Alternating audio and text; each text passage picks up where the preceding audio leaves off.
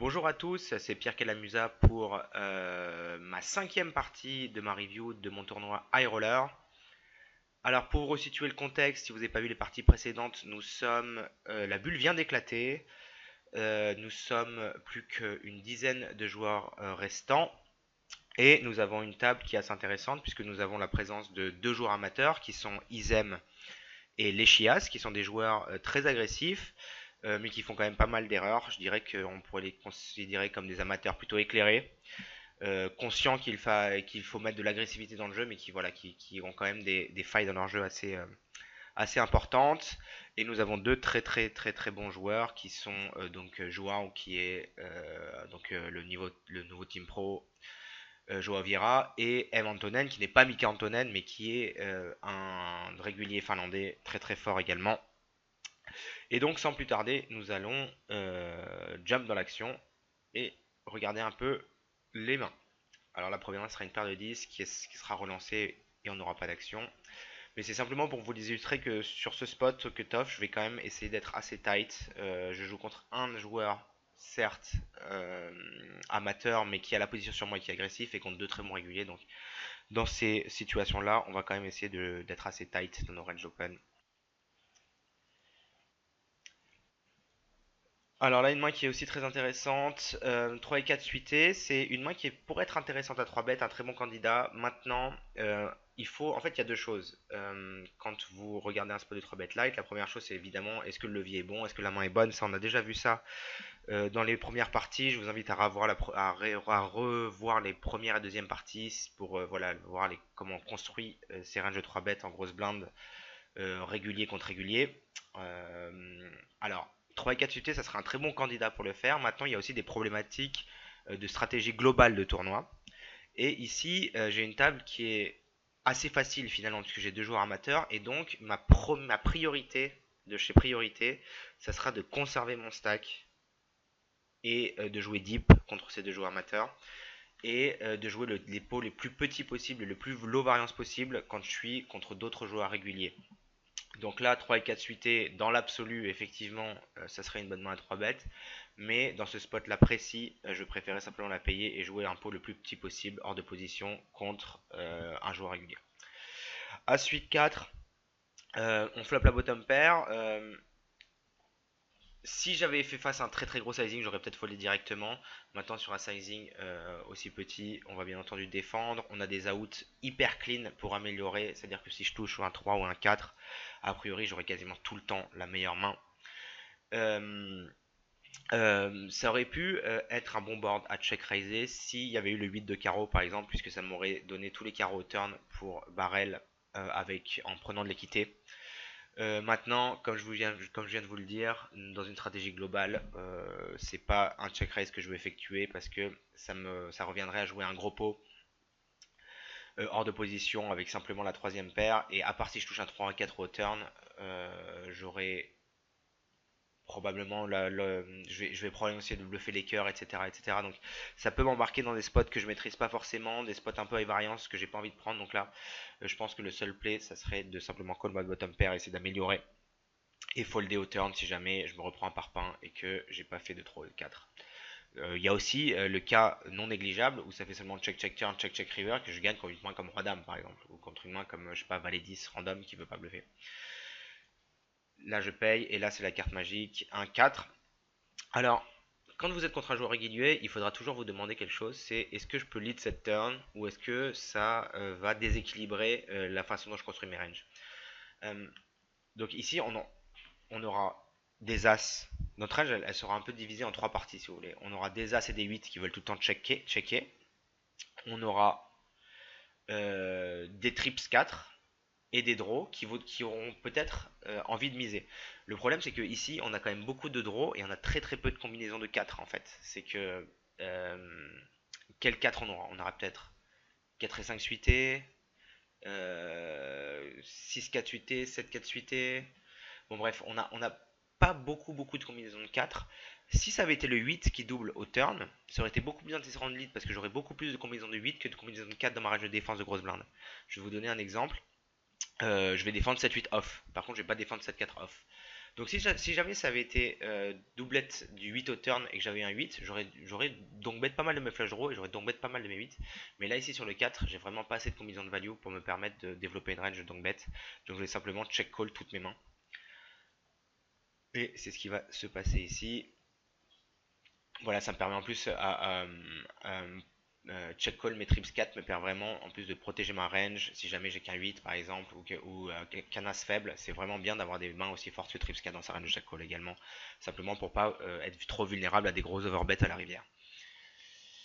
La rivière est super, c'est un 2 offsuit, ça complète aucun draw. Si mon adversaire est flush draw, il m'a pas ce out. Donc là, bien entendu, pas de donk bet non plus. Ici, ça n'aurait aucun sens. Ici, Mika Antonen, c'est soit il a une range de value qui est de, je pense, As-10 plus, et il va continuer à la miser lui-même à la rivière. Et de temps en temps, il peut avoir un bluff 5-6 suité, 6-7 suité, des choses comme ça. Par exemple, si Mika, je pense que ici, s'il a par exemple 6-7 de pique, il va tout le temps bluffer la rivière. Donc, pour toutes ces raisons-là, j'ai vraiment pas d'intérêt à faire autre chose que de check raise, bien entendu. Et là, Mika qui bet 85 000. Et bon, bah de toute façon, on a une main qui est hyper forte. On n'a pas d'autre choix que de faire tapis en value pure. Je crains vraiment pas d'être outkick avec le 4, à part s'il a peut-être quand même une main comme. Ouais, 4-5 suité, ça rentre en plus. Mais bon, voilà, ça reste quand même ultra rare. Et puis s'il a mieux, tant pis, ça restera un énorme setup. Mais là, de toute façon, il faut que j'aille prendre de la value contre une main comme As-Roi, As-Dame et que je les mette dans un spot difficile. Donc, pas d'autre choix que de faire tapis. Et je me souviens que mon adversaire a snap foldé, donc il devait pas avoir grand chose. Et j'étais assez content de finalement de ma décision d'avoir slow playé le flop et d'avoir slow playé la turn.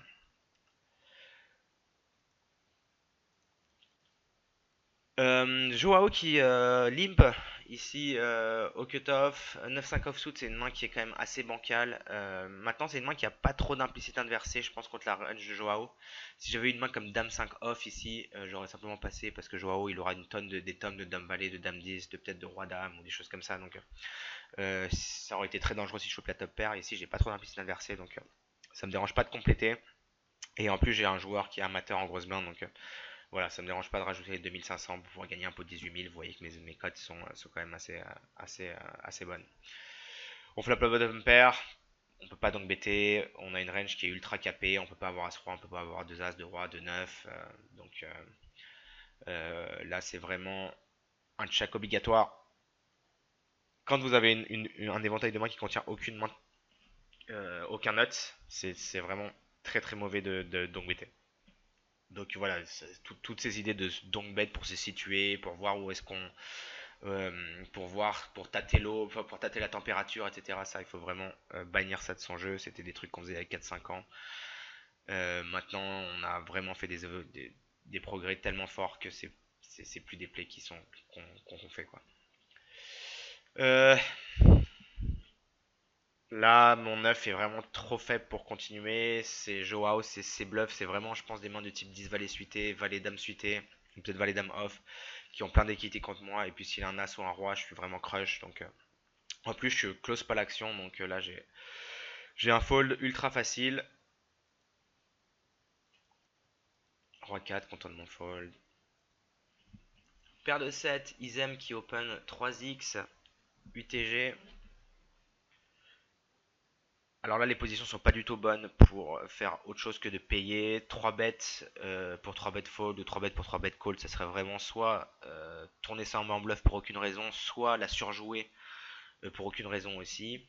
J'ai des cotes parfaites pour aller toucher Brelan. Et en plus, souvent, comme ils aiment à open très cher UTG, Joao va pas forcément défendre. Donc on se retrouvera souvent heads up contre Isem. Et avec la position, je gagnerai parfois le pot sans toucher 7. Donc là, un seul play, très clair, call. Valet 8-3, pas le meilleur flop.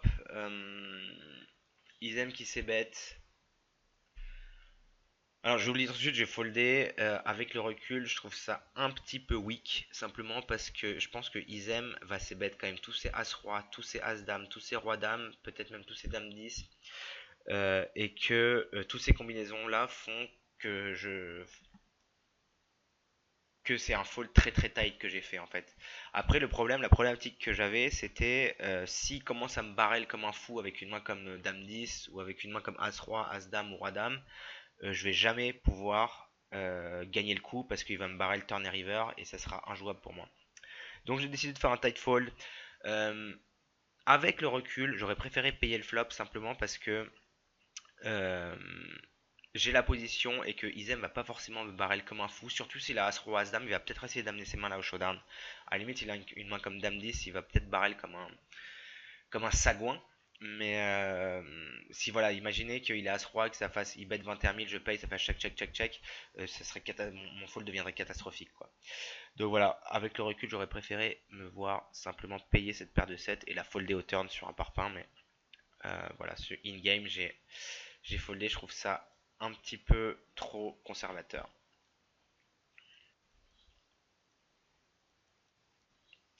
Ils aiment qui limp, un joueur qui est assez difficile à lire, il a des ranges open, il a des ranges limp qui sont pas très clairement définis lui-même, ça dépend un peu de la dynamique et c'est un joueur qui parfois va limp des très bonnes mains parce que il veut pas jouer parce que il veut limp raise, c'est un joueur qui parfois va raise des dames 18 qu'il aurait limp à un autre moment du tournoi. Donc voilà, il faut vraiment essayer de savoir de quelle humeur il est. Et c'est assez difficile. Il faut vraiment avoir beaucoup d'attention quand on joue contre lui. C'est un joueur qui joue très très souvent le high roller en plus, qui est très sympathique. Et voilà, c'est vrai qu'il faut tout le temps se creuser les ménages pour savoir comment est-ce qu'il construit ses ranges limp et comment est-ce qu'il construit ses ranges de raise. Je pense, pour être honnête, que même lui les fait un petit peu au feeling. Donc, bon, là, de toute façon, on a paire de valets et c'est une main qu'on va tout le temps raise pour faire folder les blindes. Deny l'écoutez des blindes, ça c'est important. On a besoin de protection avec cette paire de valets. Et jouer heads up contre une range qu'on crush vraiment cette range limp. Et là, on peut voir qu'il a une range de limp fold, ce qui est assez étonnant de sa part, puisque dans mes souvenirs, il limp foldait quasiment jamais.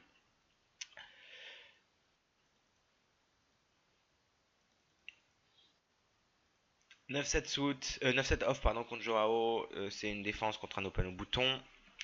Alors, main intéressante, roi 5-8, bien entendu on donc bet pas ce board.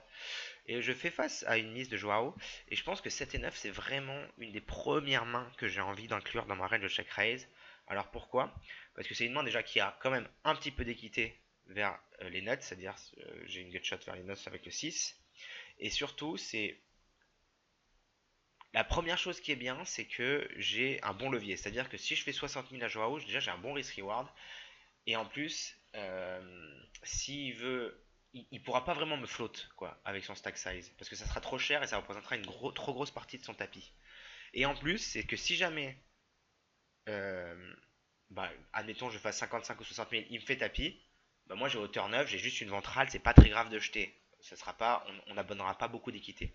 Alors que imaginez que j'ai une main comme 6-7, si jamais je fais 50 000 ou 60 000 et qu'il me fait tapis, bah là j'abandonne 30% d'équité, c'est une catastrophe. D'accord? Parce que contre un roi, j'ai 30% par exemple, 6-7. Alors j'ai beaucoup moins avec 7 et 9.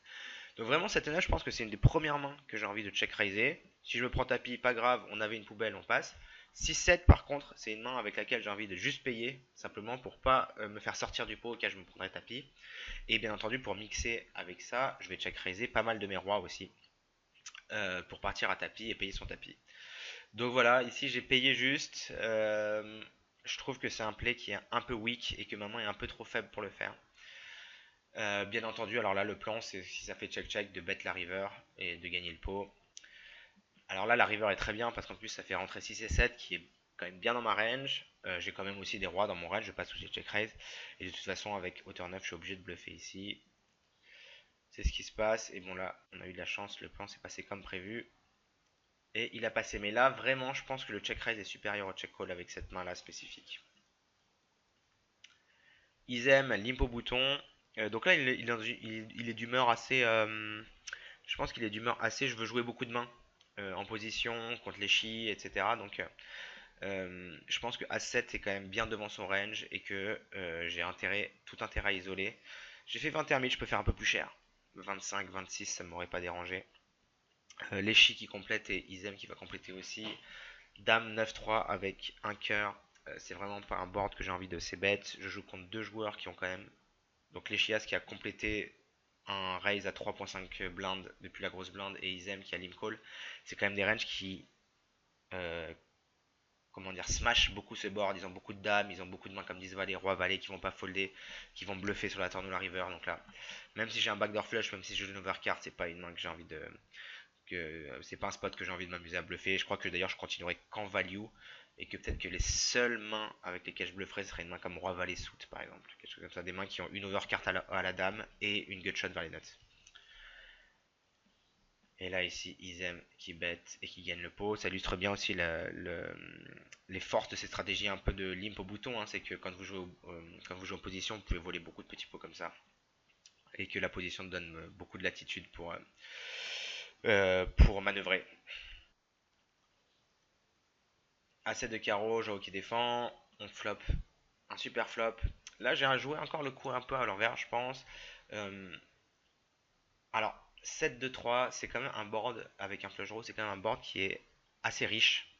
Euh, Et plus le board est riche, plus j'ai envie de ces bêtes chères. Et là, j'aurais bien aimé me voir faire quelque chose comme 26, 27 000. Euh, Là, j'ai fait un paire du pot. Je trouve que c'est un peu faible. Ma main a besoin de protection.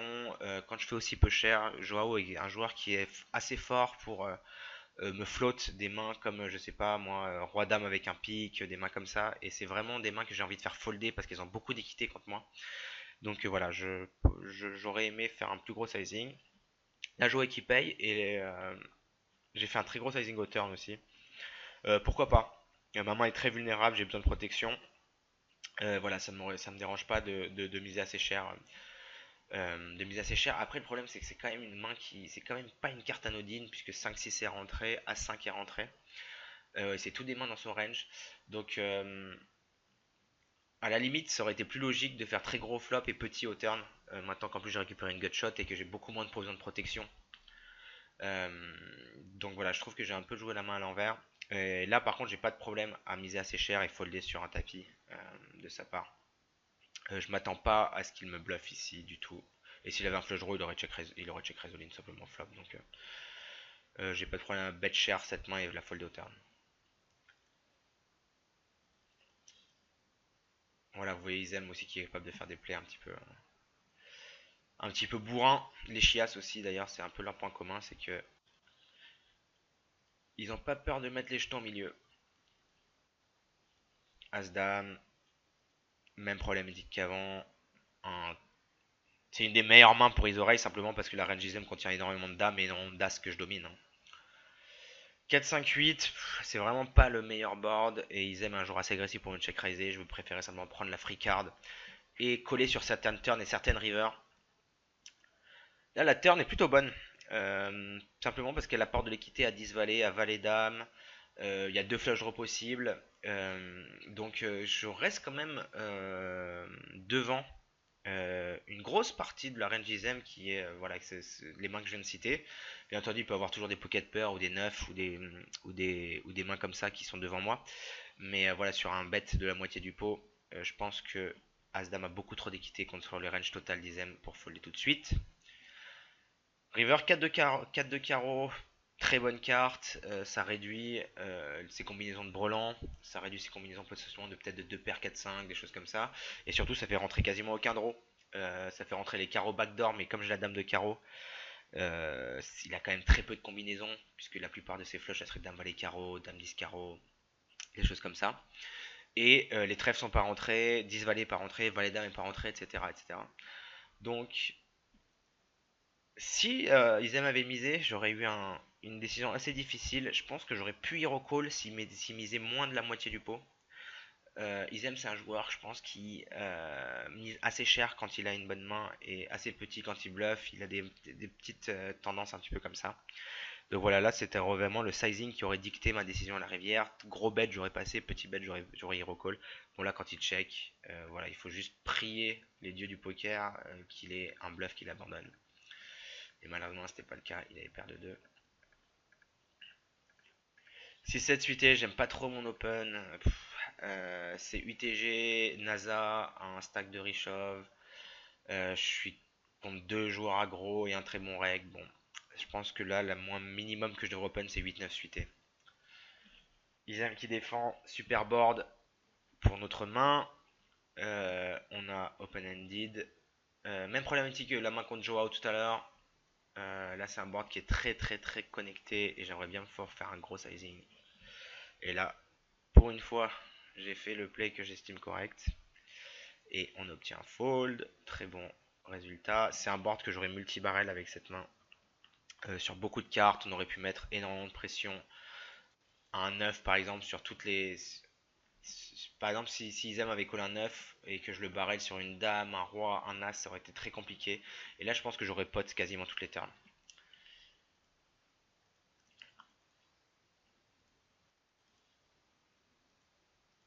As 5, pas une main qu'on va jouer. As 8 est toujours un open. Izem qui lime, dame 3, on a une main qui est bien trop faible pour isoler. On va seulement checker et essayer de toucher quelque chose. Dame 8, 10, on touche la top pair, très bon board. Face à un check, quand vous avez des ranges qui sont très larges comme ça, on a déjà évoqué ces spots dans les premières parties. Quand vous avez des ranges qui sont très larges comme ça, misez toutes vos top pairs. Misez quasiment tous vos 10 et équilibrez ça avec des 9, des mains comme 9-3, des mains comme ça qui ont aucune chance de gagner l'abattage et qui ont quand même une gutshot pour les nuts. Voilà. Donc là, j'ai misé. Parfait. Bulle de. Nous sommes plus que 8 joueurs. Là, vous avez vu, les tables sont pas balancées, donc ça veut dire que c'est la bulle de la TF, puisque les TF se font à 7 sur une Amax, pour éviter les soucis d'équilibrage. Donc là, très agressif contre les stacks moyens, il y a de l'ICM, hein. Donc voilà, beaucoup d'open très libéraux à ce problème. Là, j'aurais voulu me voir open par exemple avec un bulle de TF. Et ça y est, nous sommes en table finale. Isem limp, bandolero over limp. J'ai dame 10 de cœur. Euh, j'ai un très bon stack. Ça serait une main qui serait peut-être ok pour raise. C'est une main qui draw vers les nuts. C'est une main qui fait des bottom pairs. Patati patata patati patata. Mais là, je pense que d'une part, Isem peut limper des très bonnes mains ici. Des mains comme Dame Valet, Roi Dame, As Dame, parce que justement il sait qu'il peut subir la pression de l'ICM et qu'il n'y a pas intérêt à faire des gros pots. Et d'autre part, j'ai vraiment pas envie de jouer hors de position à ce moment-là du tournoi avec mon stack. Je suis très bien en table finale. J'ai un stack qui est super. Je vais pas m'embarquer dans des gros pots avec des mains bancales. Ça serait vraiment une erreur dans la stratégie globale. Ça, je l'ai trop fait, tu vois, où vous voyez, où je squeezais à 35 000, c'était payé 2 fois, et je me retrouve à bluffer des trucs.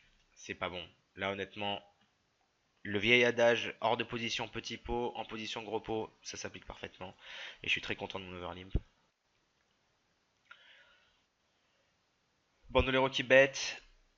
Encore dans la théorie pure, si on ne tient pas en compte de la stratégie globale, ça serait une super main check raise, dame 10 de cœur. J'ai de l'équité contre les pocket pairs que Bandolero peut avoir. J'ai un backdoor quinte, j'ai un backdoor flush et je bloque roi dame et roi 10 qui sont les call down les plus évidents chez tous mes adversaires. Maintenant, à la limite, ça me dérange pas d'être complètement déséquilibré et de continuer qu'avec des rois ici. Euh, et de pas avoir trop de bluff quoi. Je suis hors de position. Si je fais 50 000 et que Joao se réveille avec un roi, je suis drawing dead, je le fais doubler, un très bon joueur à ma gauche double. Voilà, tous ces trucs, c'est des trucs que j'ai trop fait dans le passé, des erreurs. Enfin, dans la théorie, c'est une très bonne main à check raise quoi. Mais dans la pratique, c'est des spots où j'ai jamais trop fait d'argent. Donc voilà, pour ces raisons-là, voilà, je préférais folder tout de suite et je suis très content de ce fold. Après oui, dans la pratique, c'est une très bonne main check raise, une des meilleures possibles. Et comme vous devez check raise des rois, il faut aussi check raise des bluffs, là là là là là. Il y a des questions de stratégie globale de tournoi qu'il faut comprendre en MTT et qui font que c'est pas un bon check raise à mon avis. GTO Exploiter qui limp, c'est un très bon joueur qui a bien pensé ses ranges. Autant contre Izem, j'aurais probablement overlimp. Autant contre GTO, dans ce spot-là, je pense que Dame 10 c'est une main qui est très très dominée. Et même si j'ai la position et que c'est qu'une blinde, j'ai pas envie de jouer ce spot-là contre lui. Et je suis très content de mon fold. Dame Valet, ça aurait pu être un bon spot de 3 bêtes.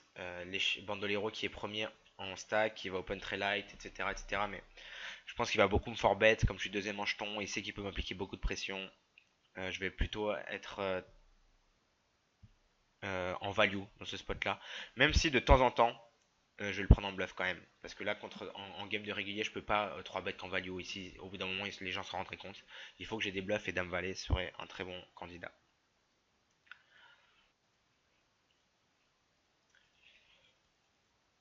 As-Dame, Mika qui défend sa grosse blinde. Ici, même si le board n'est pas du tout bon, je crois que je suis un peu obligé de c-bet. Simplement parce que si je check back, j'ai aucune chance de gagner la main. Et ici, j'ai quand même pas mal de fold equity direct.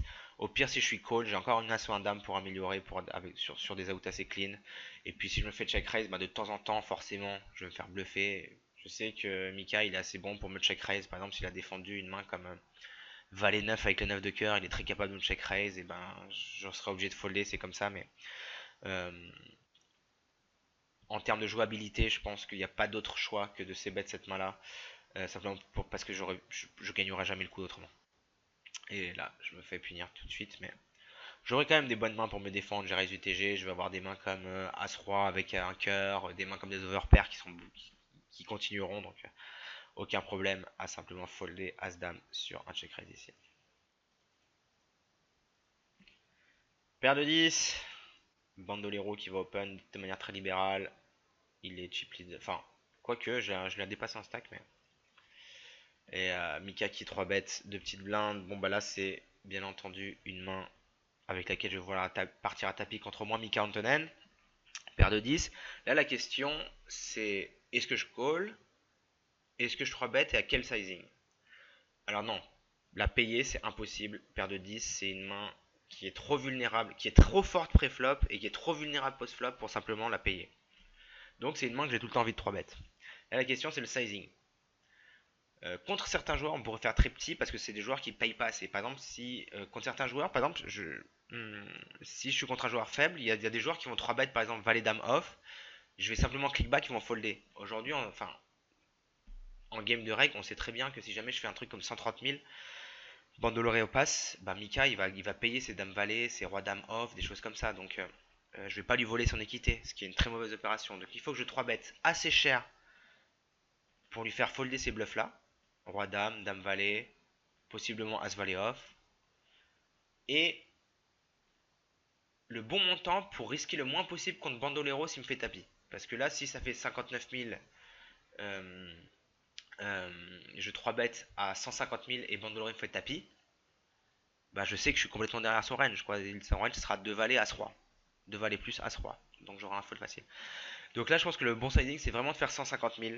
Un sizing qui permettra de faire folder Mika Antonen s'il a une main comme Dame Valet off, Roi Dame off, As Valet off. Et une main qui me permettra d'avoir toujours une porte de sortie si Bandolore fait tapis et de perdre le moins possible contre lui. Donc voilà, je suis très content de ce sizing. Je pense qu'il est vraiment très bien. Et là, Mika qui fait tapis, on n'est vraiment pas content. Bon, bien entendu, on est commit de chez commit, mais on va jouer contre une range très tight. Bon, après, s'il a mieux, c'est vraiment un énorme setup. Il a un 3, et full house. On a bien sweat la turn quand même. Et voilà, ça fait vraiment, ça illustre vraiment le genre de coup où bah, il faut gagner ces flips là, quoi. C'est vraiment des flips purs. À sa place, j'aurais pas foldé As-Roi. À sa place, j'aurais pas foldé. À ma place, j'aurais pas foldé paire de 10. Donc, voilà, ça illustre la variance et le fait qu'il faille quand même mettre du volume pour arriver à la lisser.